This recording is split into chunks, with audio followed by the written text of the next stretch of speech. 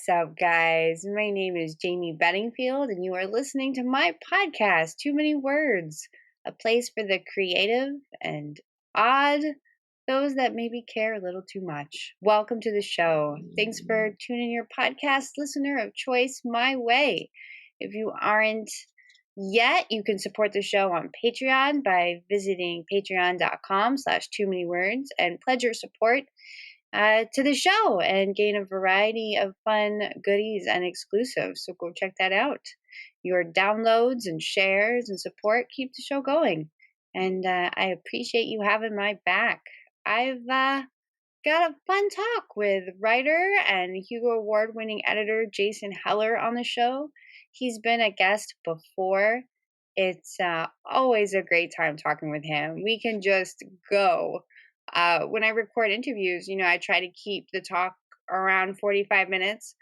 But Jason is definitely one of those guests that if there wasn't a time cap on the show, we could produce a multiple hour show. So good stuff. I will have our chat up in a short bit. And also, Jason is the bassist for Weathered Statues. And I will have their song Copse Candle for you guys before getting to our talk. Yeah, so how's everyone doing? How's November settling in your bones? I can definitely feel the holiday buzz out in the world, on the roads, and in stores. And my anxiety finds this an awful addition to leaving the house. But I am for the holidays, especially now that I'm an adult and in control of making them positive experiences for me and my family. And speaking of the holidays, Thanksgiving is next week, so there will be no episode next Thursday between the fact that I will be hosting family for the feast and because they will be staying with me for New Jersey. I'll just be taking the week to be with family and squeeze some words in. But the show returns November 30th with the amazing Fran Wild, which I am super excited about. So, yes, I know Thanksgiving can be a really stressful time for some. It used to be the case for me. Just a variety of things can make holidays just terrible. Dysfunctioning families and dysfunctional families and, just the expense of the holiday itself. So do your best to hang in there and breathe and just try to focus on the good and not the blaringly awful and uncomfortable. And it's a hard thing to do, especially given certain circumstances. So I'm thinking of you. November is a busy and short month. I know all of you who are doing NanoWriMo alongside of me this year are definitely feeling the short part. I've heard a lot of good things with progress happening with my nano buddies, and be sure to keep checking in. I love hearing, about how you're doing, and it's a grind. That's part of it. It is, package deal there, and we are at the halfway mark in the month, and I have just made it past 26,000 words, so I'm right on track, and I'm having so much fun. This rewrite feels like that perfect pair of jeans. All the months of mistakes and world building and pacing they've paid off.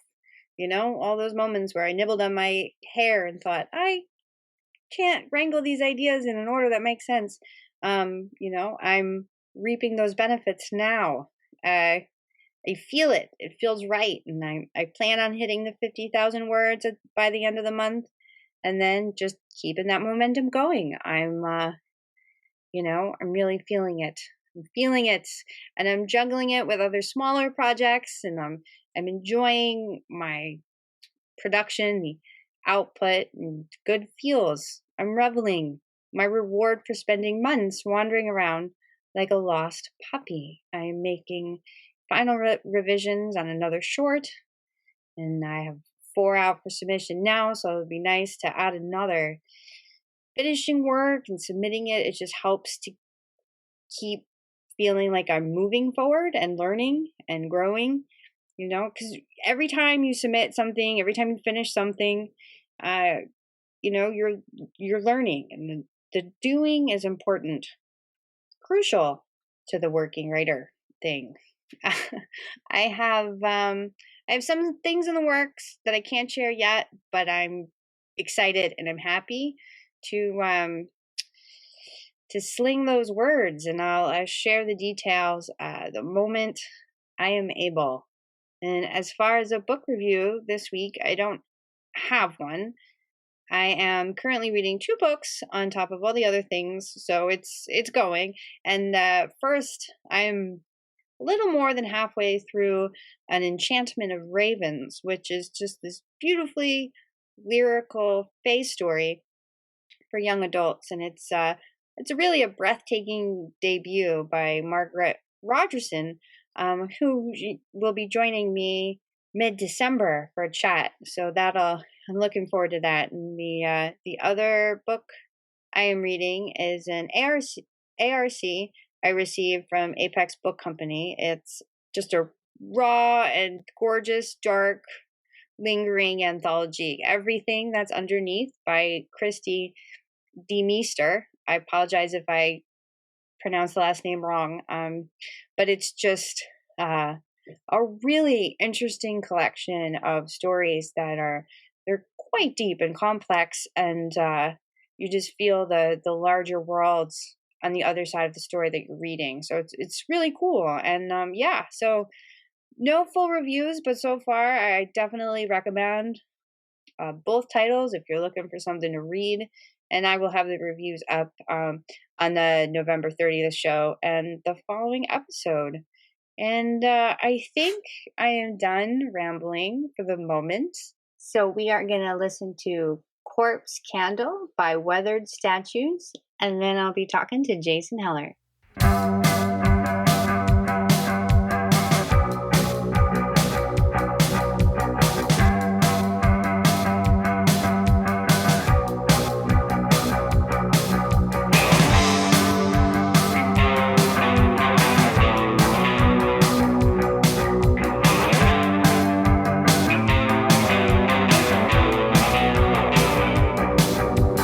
Under the stars underneath the tree, all over the soul.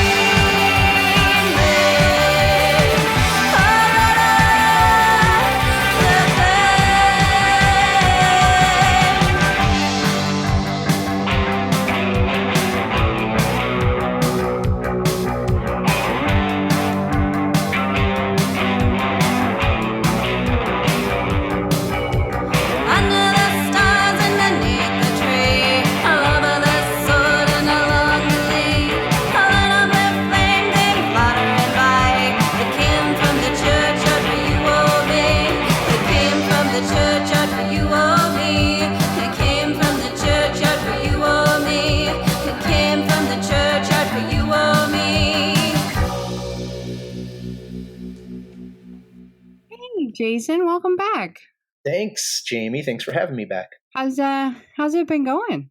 It's been going well. Things are trucking along just fine here in Denver. I've been keeping busy, trying to weather the change in daylight savings in the season. It's snowing today, so that's kind of nice. Nice. Well, we got snow twice already, and that's very rare for Seattle. It's hard. It's funny. I woke up at like 6 o'clock in the morning on Friday to let the dogs out, and there was just snow all over the ground. I'm like, this looks like the apocalypse. Luckily, it doesn't quite look apocalyptic here, just slightly grim. Nice. Your snow's more comforting. It can be. It can be. Yeah. Nice and fluffy. I do love snow, but it was just shocking. And I was just like, yeah, no, things are definitely changing. Yeah, I have never spent enough time in Seattle to know what the snow situation is. Obviously, I realized it got cold enough to snow, but I didn't realize if it snowed a lot or a little or whatever. Very rarely do we get snow. Oh, okay. Most winters are without any snow, and when we do get snow, it's usually very little. But just getting an inch of snow, everything shuts down. The schools close. Yep. Because nobody's used to it, and our hills are crazy, and we don't have salt. So, yeah, I could imagine that'd be a good day to stay home. I couldn't imagine all those super hilly roads with a little bit of ice on them. That would be pretty brutal. Oh, yeah. Well, and then it was like 8 years ago, we got pounded with snow, and the city like shut down, and like buses were like hanging over freeway passes. It was madness. Really post-apocalyptic. Well, actually, the news was calling it the snowpocalypse. Oh, good Lord. Yeah, gotta package it. Yeah, of course. I think the word apocalypse has just become so empty and overused at this point. I think we got to find a new word for apocalypse because it used to have some pretty specific and ominous connotations, even beyond just science fiction. And now it's, apocalypse, Armageddon, all of it. It just seems kind of commonplace. It's very prosaic nowadays. Well, yeah, no, you're totally right. I mean, it's a cross between just the fact that like apocalyptic fiction has been just ingrained into the ground, and then just so much of our current landscape just feels like the prologue to most apocalyptic fiction, where it's like, okay, we've done this. Yeah, I do kind of wonder what the role and the parameters of apocalyptic, post-apocalyptic, pre-apocalyptic fiction will even look like going forward, because like you're saying, and I don't mean to imply that we're in the middle of an apocalypse right now. I mean, I'm not that, like, I do realize how dire and serious things are on a lot of levels, politically, climate wise, and so on. But it's just the fact that these narratives were definitely meant to be, I think, both cautionary and cathartic, to varying degrees, right? I mean, part of it is a hopeful thing that there's even going to be people of any kind at some point, right? Like the ultimate post-apocalyptic story would just be a tumbleweed, like going across a completely humanless, like, surface of the earth, right? So any kind of post-apocalyptic story with humans in it is hopeless, even if it's the grimmest story ever. It's true. Although now I'm kind of picturing like another creature that like discovers evidence of humans the way we have. Oh, sure. And that's been, that's definitely been, I wish I could think of a specific example. But that's definitely been the premise of some science fiction stories before. But yeah, I mean, we could just be someone else's ancient civilization at some point. That's kind of scary if you think of where we are now and then us being ancient compared to. I don't know. What? I'm 45 now, and I just found out I need bifocals, so I'm feeling pretty ancient as it is, right? I've had bifocals since I was 12. Okay, then I guess I shouldn't feel too bad. It's like I get it though. I mean, my vision gets worse. I guess I got glasses when I was about right around that age, but my eyes weren't super bad. It's just the usual progression or degeneration, as the case may be. Although, when I look at, my kids' peers, there's way more kids with glasses than there were when I was a kid. And I feel like that screens. Yeah, I wonder if Like a it's I'm not anti-screen. I mean, I hand my kids screens all the time, but I wonder technology is such a bigger role in their lives. I mean, I still played with sticks. I was a little kid in the 70s and early 80s, and we didn't even have an Atari, Oh let wow, alone, yeah. like, we couldn't even afford one. So it was definitely like the type of thing where my mom would be like, go out in the woods and stay there till dinner. I don't want to see you in the house until dinner time. And then we just had to kind of, and when you're an introverted kid like me, then it becomes real interesting, because then you look for ways to go outdoors in the wilderness and be alone, rather than go out with a bunch of friends and go raise hell or do whatever kids would do together. You know what I mean? uh, I do kind of miss that, living in the city a bit, Yeah. I suppose, but it's been so long since I've lived right next to any. I mean, Denver isn't that far, obviously, from the wilderness, the same as Seattle isn't very far, but it's far enough that, I've got to make specific plans to go out in the wilderness. It's not like right outside, like my backyard, like it was when I was a kid. Yeah, that's cool that you had that. No, see, I was the introvert in a highly populated suburban slash armpit of a city. So I had to find my peace with books in the corner of a mall food court, Well, the food court which is I kind of a did. jungle unto Thanks to, itself. yes, it is. It is. That's interesting though to see to see the changes. I mean, I get some of that. I was born in 87. So I remember before cell phones. I was like 15 when cell phones came out. AIM instant messenger became like the thing that middle schoolers would do to drive each other crazy. Yeah, it Yeah. was funny. I remember when cell phones, not when they came out, but when they started becoming really ubiquitous, in the mid 90s, when people really started using them all the time. And I was working a retail job. I worked at a little independent record store called Wax Trax here in Denver. And it was very much a high fidelity. I mean, when high fidelity came out, everyone would come into our store and say, "Hey, did you see high fidelity? It's just like Wax Trax." But anyway, it was exactly that type of place. So we had a I little love bit of leeway to maybe be slightly less than model customer service representatives. In other words, we could definitely get away with being a little bit rude if we wanted to, which we didn't do for the sake of it. We did it because we were disenfranchised punk rock youth. So we had a real good excuse. But I remember when cell phones would come in, but people would come in with cell phones and they would be talking, and it was so jarring to see people walking around in public talking on the phone, because at that point we were still very conditioned where if you hear hmm someone right next to you talking, you assume they're talking to you. You look at them, and it's almost invisibly, imperceptibly happened now, where you'll be walking down the street and someone right behind you is talking, and now you just automatically sense that person is not talking at you, and you narrow your your hmm cone or your sphere of sensitivity. Even it's even more narrow now than it was, and it probably wasn't that great to begin with in the mid 90s anyway. So it's really kind of interesting to me to see how like even with Bluetooth. I remember, God, when people started walking around with Bluetooth, I'm like, fucking insane. What is the matter with you people? You literally look like you're insane walking down the street talking to yourself. And it's never caught on to the extent that you thought it might have.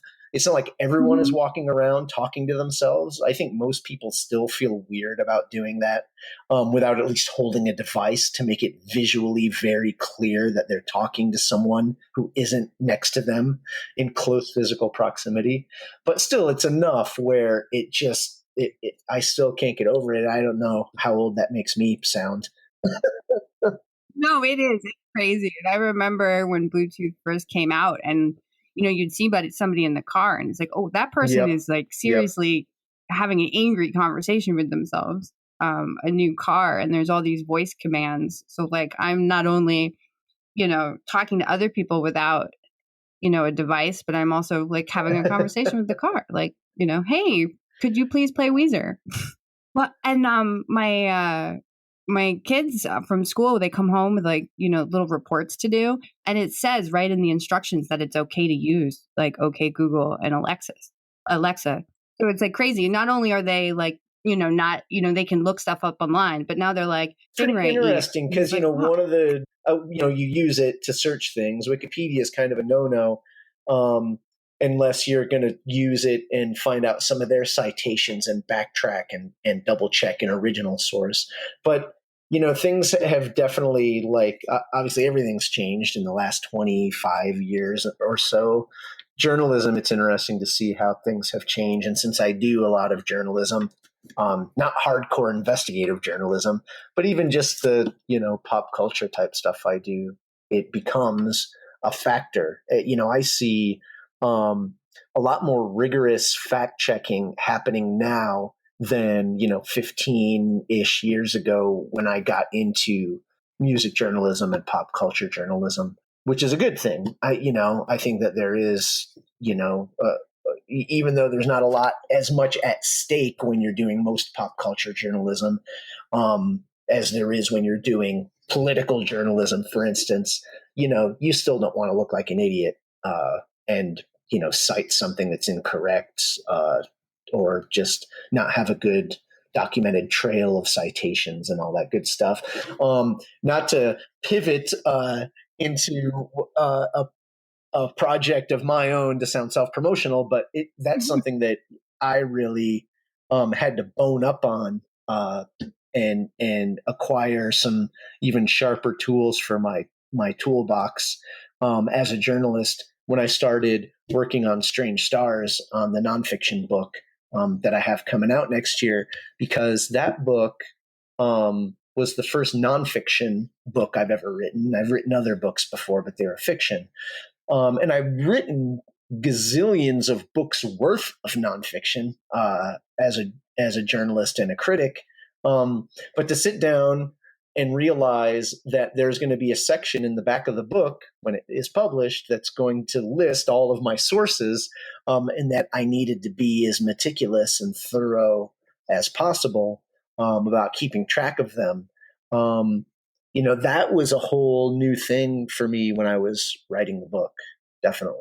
Good 50-50 between paper sources, physical books and magazines and things like that, and then sources that are online, either articles that were originally printed on paper that have been archived online, or actual pieces, interviews and reviews and things like that that were originally published online that I was citing in the book.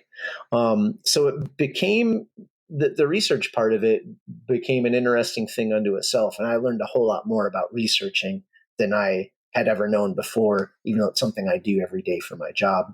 I don't usually go to the depth, to the extent that I had to do when I was writing this book. And already, Jayme, but if anyone else is curious, that book is about science fiction's influence on the music of the 70s.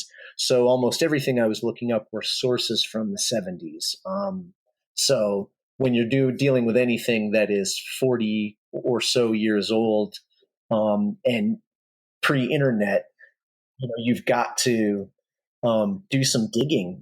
I actually had one of my favorite pieces of research that I got was someone online on social media had heard me of me discussing the book that I was working on, and they sent me a scan of an article from a British newspaper in the 70s that was totally pertinent to what I was doing, and it wound up being a great part of the book. It involves Mark Bolan of the band T-Rex, who died in 1977 and was one of the primary singer-songwriters who sang science fiction songs, although he primarily sang fantasy. He kind of sang a mix of science fiction and fantasy. It was just a great story about him and his relationship to science fiction that I would have run across anywhere unless I had flown to England and poured through someone's stacks of, newspapers from 1977. So there's an interesting interplay nowadays when you do research between online and original physical paper research sources. Yeah. Well, that's a really neat way that you ended up finding out, like discovering that article. And I'm too new agey or flaky about this, but I really do believe that when you're doing research, that there's kind of a sixth sense involved, or just an intuitive aspect. And that on top of that, I think there's a lot of synchronicity. And again, I don't mean to sound so super crazy metaphysical about it or whatever, but I really do. Like, there are times where I would just flip open a book about, say, David Bowie, who is the main topic, although there's lots of topics covered in Strange Stars, where I would just flip open a book and really exactly what I needed was kind of right there in front of me. Or there was something that I needed, there was some missing piece, and I didn't know exactly what it was. And I would be researching something else entirely, going down the rabbit hole online as we do, and it would just kind of appear exactly what I needed. Yeah, I kind of learned to trust that to a greater extent because of the size and the scope of the project being a book-length project. To trust that what I originally outline, chapter by chapter, what the book is going to cover, that I actually kind of need to give myself up to a little bit of chaos and chance and accidents, and kind of let myself go with that flow, as it were, and just kind of see where things took me. And a lot of times they took me to just amazing places. And rather than being time wasted, it wound up being, completely valuable and essential to how the book turned out. It's funny that you speak to that because, I mean, it's slightly different because I've been doing that with, I've been working on a fiction novel. I hit the wall at some point and I realized that I was just not listening to myself, and I took some time away. And then I went back into it, and there is a rhythm that you can find where it's like, it's tough when you like control, which I do, but like you just release and lean into the project, and you're just able to like build and find in a way that's, just more natural and fluid if you were to then just, kind of growl your way through it. I would lead workshops and teach classes on both writing fiction, usually science fiction, fantasy, horror, short stories, since that's what I publish, or nonfiction. I would lead workshops on that as well. When I was teaching the fiction classes, I would encourage people to outline, even if they were writing short stories. And so many people I know, many of my students were very resistant to the idea of outlining. Basically, the argument against it boiled down to it killed creativity. I agreed with them and disagreed with them. And the one thing I tried to make clear, I was probably horrible at it, but the one thing I tried to somehow make clear, even though it's a kind of paradoxical, is the fact that you need an outline, but then you disregard the outline. You make an outline so that you start to have a shape and a skeleton for things in your head of the story, the plot, the way each event will cause the next event, that chain reaction of cause and effect that you need to make a good plot. But at the same time, you shouldn't be tied down to that as you write your story, that it becomes a living, breathing thing. And so a lot of people were like, well, if you don't follow your outline, why write an outline? That was where I would have a hard time explaining that it was an interplay between being intuitive and letting the story take you places outside of your outline, yet finding ways to maybe wind that tangent back toward where your original outline is, even if it doesn't land right on it. And that was still, I tried to think of it as like a trellis, and the vines grow up the trellis, but they don't look like the trellis. And there might be gaps where the trellis is glaring and others where things are clumped up. That probably only confused matters more when I tried to turn it into that extended metaphor. But in my mind, it all makes perfect sense, just because that's probably why I'm maybe a better writer than a teacher. But the outline to me is essential because it helps you organize your thoughts. It helps give you a purpose and direction that you can then start to, kind of wander around from and let the story take you different places. The outline gives your brain cues on like where to go. And for a while, I was actually in the camp of like, okay, I have an idea. I'm not going to outline. And then I reversed outlined on a revision. Yep. And I was just like, why didn't I outline in the beginning? What am I doing? This is so much more difficult. It can be hastily scratched out bullet points. It can be any system of your devising, and to whatever level of specificity you want to go. And so that was another thing I had to try to help people unlearn what they thought an outline was and was supposed to be and supposed to look like. I mean, and I think that's one of those things, though, that part of that, because I was told that a million times, and it's one of those things that falls into like part of the journey. Like you need to figure out that your first draft is terrible. But it was the first time I ever tried outlining a novel draft to an extreme extent. So what I wound up doing was the final first draft was 80,000 words, which is, fairly on the short side for a science fiction fantasy novel, but still within the bounds. And I'm someone who always writes shorter and then tends to flesh out in later revisions rather than writing long and having to cut stuff out like a lot of people do. But anyway, my outline for the book was 20,000 words. First draft, 80,000. Outline was 20,000. So it was an extremely detailed, in-depth outline where I basically started out, broke things into chapters, tried to hit my major plot points. Then I would go back in and just kind of fill in scenes. I tried to block out scenes just with almost like in a play when you read the stage direction and stuff. Parenthetically in the play, in brackets in the play, the text of a play. And then as I did that, I would start to get ideas of like bits of dialogue. Like once the characters started to come alive in my head, I would get bits of dialogue as I was going through revising and adding layer upon layer to this outline. And then sometimes that would just be bullet pointed. It wouldn't be any, speech tags or anything like that. It would just be like, this character says this character says this character that, well, those are speech tags, but, it would just be like the character's initial colon and then some words that they, and then I would have these little chunks of dialogue sprinkled throughout. And then just directions to myself, like just placeholder things, right. Like this guy walks over here, or this thing falls and hits this lady, or, just like random stuff like that I would later go back in and elaborate. And it was incredibly helpful. It worked really well for me. It was the fastest novel draft I'd ever written.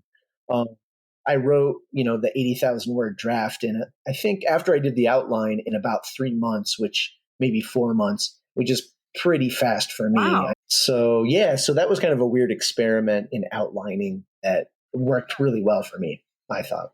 No, that's cool. Yeah, I'm actually participating in NanoWriMo at the moment. I used it to get myself back on this project because I think when you came to Seattle, I had just sent my current manuscript to an editor. And then I got it back, let it sink in, mold it over. And then I went at it and I went at it just not in the right direction. They ended up kind of just breaking the story a little bit and I put it down. And then the drawer that I put it in started rattling. So I have the story and I was just nervous about getting into the rewrite because I wrote a whole bunch of scenes that I just threw away in the summer because they weren't telling the story that I wanted to tell. So a few friends of mine said that they were doing it. And I'm like, you know what? I'm going to do it just to get myself back on it. I decided that I needed, for the story that I needed to tell, it needed to be in third person. Yeah.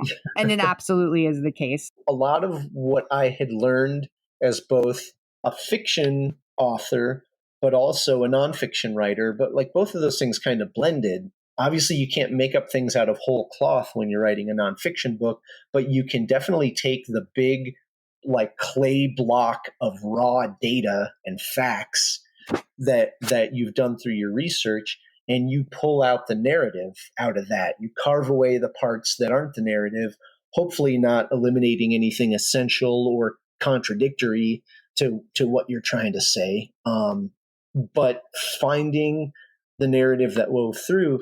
And since the book, the main character, as it were, is David Bowie, but there's all these other people that are weaving in and out. You know, George Clinton, Gary Newman, Kraftwerk, Devo, Rush, Hawkwind, not to mention a lot of the science fiction authors and filmmakers, Michael Moorcock, George Lucas, all these people who are very important to science fiction and fantasy in the 70s. I'm trying to tell all these stories, find out who are the secondary and the tertiary characters, when their arcs come back in and come out, just as a tertiary character in a novel isn't going to be in every scene, in every chapter. You know, they might be someone who pops up in chapter 3 and then pops up again in chapter 8, and that's the only time they're in the book. But they serve a purpose. They need to be in those 2 chapters. And that's what I was trying to do while I was writing Strange Stars with all these different musicians who had been influenced by science fiction in the 70s, basically trying to find when did they crystallize as science fiction musicians? You know, what album did they put out, or what statement did they make and at what time that really made, you know, did they do something in 1973 and 1979? And those are the 2, because the chapters are broken down by year, roughly, each chapter covering roughly a year of the 70s. And so it would be like, when do they come up? You know, they might have been busy the whole decade, but when is their story? When does their story peak? And then how do I weave that all together? So that was, you know, these are all things that a novelist has to think about as well with her characters as she writes a novel. And so that was one of those things that really, you know, I carried over from having written novels. It was really helpful when I was writing this narrative nonfiction book. I'm so excited. I'm super excited. And the book isn't coming out for like another 8 months. And they're already like, you know, on it. And, you know, I used to be, you know, when you kind of come up and cut your teeth in the punk scene, the whole idea of promoting yourself can seem especially the DIY scene can seem just off-putting, you know, like that's not why you do this. Like you have integrity, you just put your art out there. And I still believe that to a certain degree. And I have just a huge bullshit detector when it comes to people who are too into self-promotion over anything else. However, I've learned to embrace a certain aspect of it, because what seems as self-promotional things can be creative things as well. They can be writing, they can be art, they can be extra music. I also DJ. That can be a part of it. You know, I can make really awesome, you know, playlists, which I will be doing, you know, that will go with Strange Stars, that will contain a lot of the music that I talk about in the book. You know, so like fun things that are creative things that aren't me just constantly telling people my book, which would drive me crazy as well as everyone else crazy. So that's been great, because Melville House is really behind all that, and they're super cool. And the cover of the book blows me away, and I love it. Butcher Billy, yeah, he's a great artist. And he did the cover to it. And so I'm excited about the book coming out, and I'm excited because I'm going to be going on a pretty big book tour, and it's still being worked out, but I'm really excited about being able to go around the country and talk about this book and where the inspiration came from, why I think it's important even now, even though it's about the 1970s, why it's relevant, and just to geek out about all this stuff I got to write about, all these bands, musicians, writers, filmmakers in the 70s who all kind of collectively as part of the zeitgeist just told this big story about science fiction and about the future. That's so cool. I'm excited for you. And do you know when you're going to find out the details for the tour? No, it'll be a little bit. It'll probably be after the holidays. Yep. So, but Seattle, of course, is definitely on the list. So, I'll be sure to be there. yeah, thanks. There'd be no way I would miss going out there.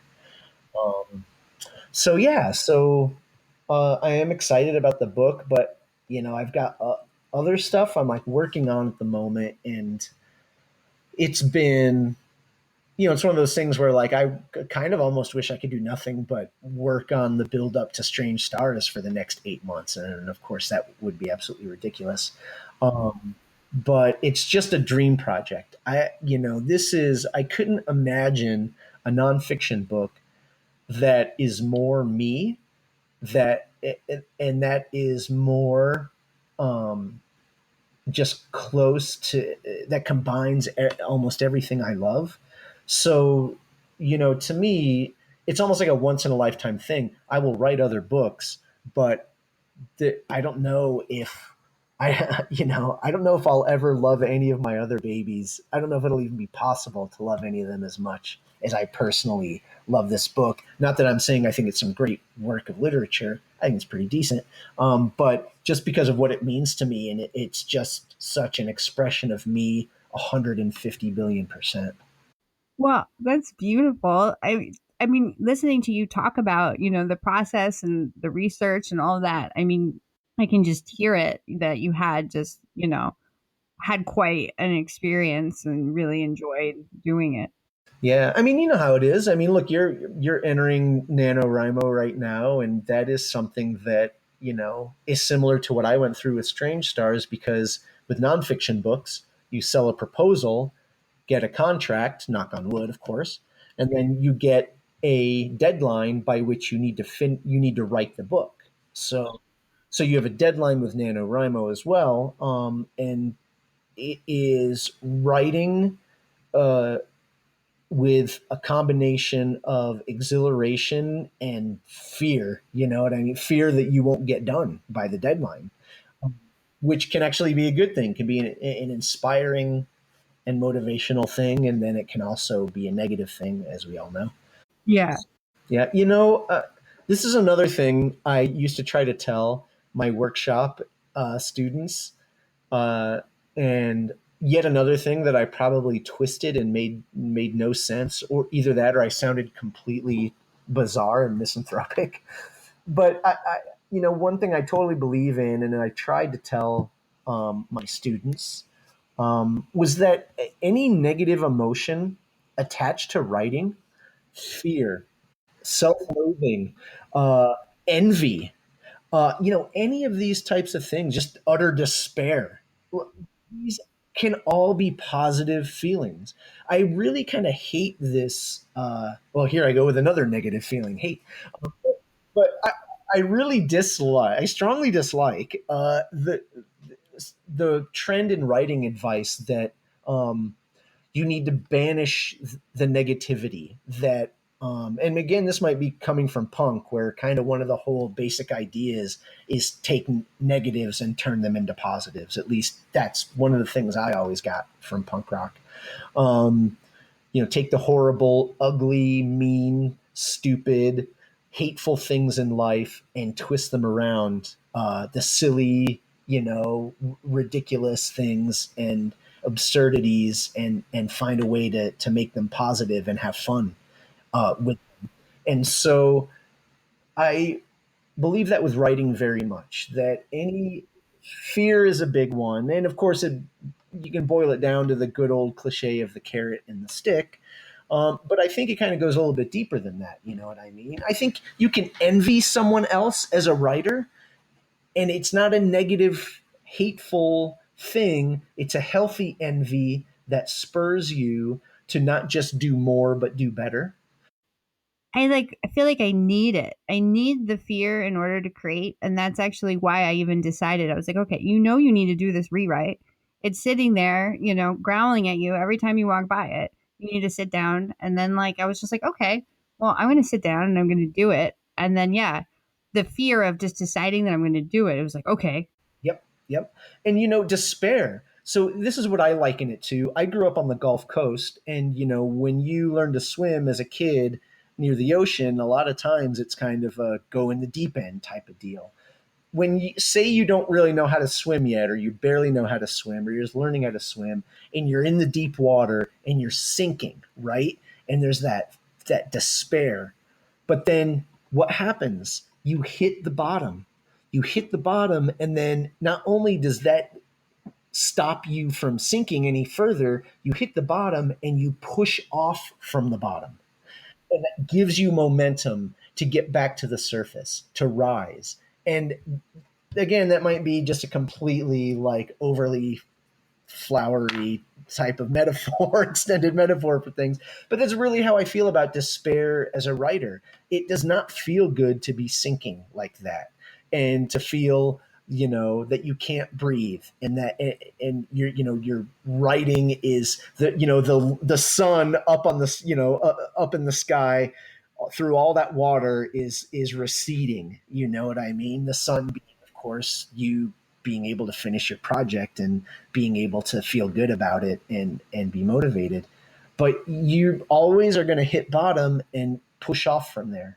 And so that's, so whenever there's fear, despair, these types of feelings, as a writer, I try to use them. It's not easy and it's not fun sometimes, but in the long run, it's like I'm glad that that I was able to have those experiences as a writer. Yeah. Well, I almost find that I seek despair. Are you goth, Jayme? No, I'm not even close. I seek despair too. But no, but it's as part of my process. Depending, I'm writing a very emotional story. So it's I will, and I use music to get myself into moods and mindsets so I can create. So I'll find myself trying to find that line of not totally a dark place, but not totally a bright and happy place, some place kind of uncomfortable but comfortable, if that makes sense. Yeah, yeah. It's a little bit of method acting in a way. Yeah, you want to put yourself into that mind frame. Sometimes, but when it comes to despair as a writer, I don't need to exert any effort. That just comes. You know what I mean? The fear, the envy, the despair, all that type of stuff. Well, and I've been playing with maximizing the burst, whereas I will purposely play a playlist that makes me think of things. I will do something active, whether it's yoga or a walk, and then I'll sit down and just bang it out. Trying to instead of sitting down to create before I'm ready, I've been, kind of keeping it away from myself for a few minutes too long so that when I do sit down, I'm just okay, this is for me and this is what I'm doing. Yeah, no, that's a great way. That's yeah, build a little anticipation for yourself. Yeah, so it is funny sometimes we have to play tricks on ourselves, don't we? Yeah, well, and not only that, it's the tricks that I need to play on myself are different every day. What worked on me yesterday isn't going to work on me today. I have to I have to mix it up and surprise myself, jump scare myself. It's like you got to play Huck Finn with yourself. Like, oh no, writing this story is super fun. It's really, really fun. I don't know if I'm gonna let myself do it though. Just should I really let myself have that fun? And then the other part of you is like, yeah, I want to have fun. I'll make who knows? I mean, there's a million different ways we can trick ourselves and you know maneuver ourselves into a good writing position. And that's what we're always doing, like trying to figure out what circumstances work best for us to be productive. Because that really is the bottom line.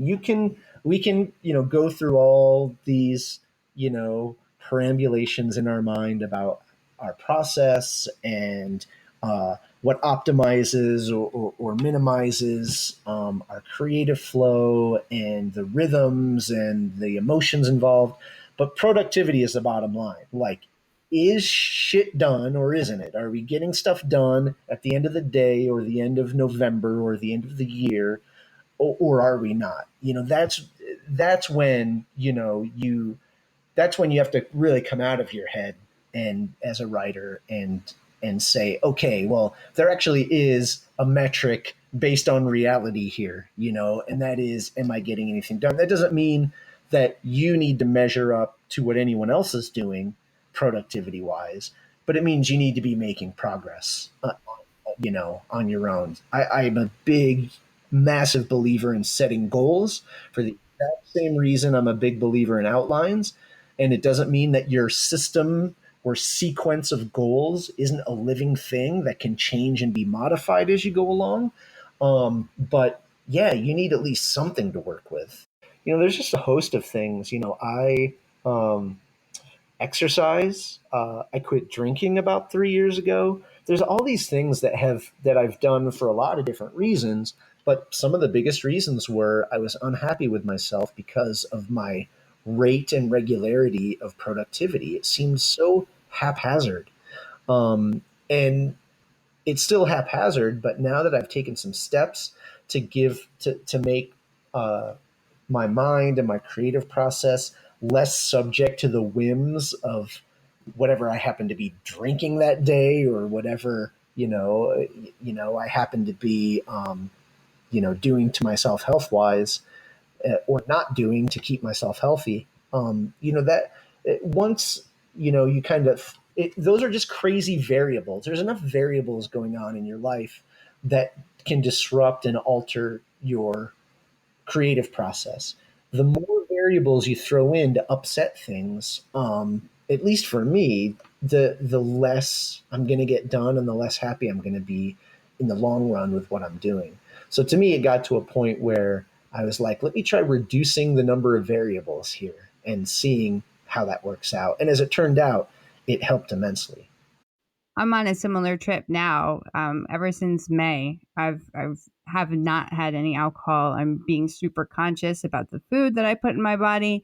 Make sure that I'm not slowing down my brain with a whole bunch of wheat in the middle of the day and then expecting myself to perform after it. And it does really make a difference.